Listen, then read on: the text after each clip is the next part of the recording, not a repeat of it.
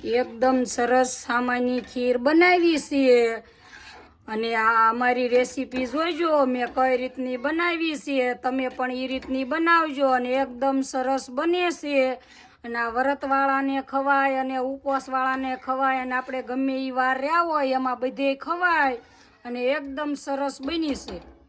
જય માતાજી બધાને હસ્તી કિચનમાં તમારું બધાનું સ્વાગત છે। આપણે બનાવવાની છે હામાની ખીર।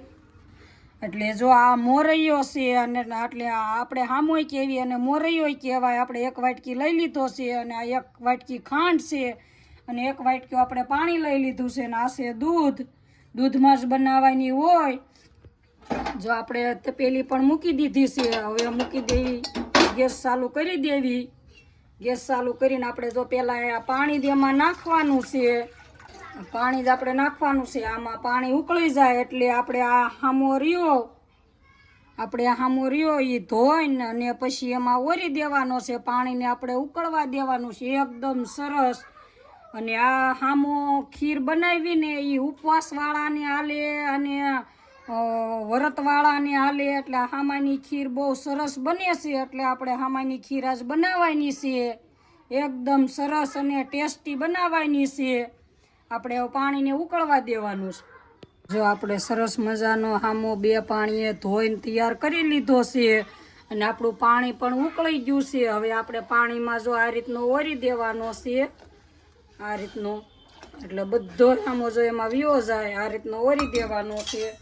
આપણે હામો એમાં ઓરીને અને ચમચી આ રીતનો આપણે ચમચો એકવાર ફેરવી દેવાનો અને એકદમ સરસ અને ઘાટો થવા દેવાનો છે। આપણો હામો સડે પછી આપણે ખાંડને એવું નાખવાનું છે એમાં।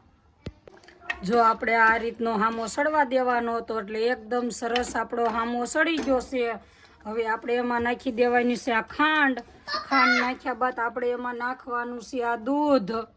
જો આ રીતનું આપણે દૂધ નાખી દેવાનું। દૂધ નાખીને અને આપણે જો આ રીતની હલાઈ વાળવાની છે એકદમ સરસ। એટલે આપણે ખીર એકદમ સરસ બને અને આપણે આને એક જ ઉભરો આવવા દેવાનો છે એટલે આપણે ખીર એકદમ સરસ બનીને તૈયાર થઈ જાય।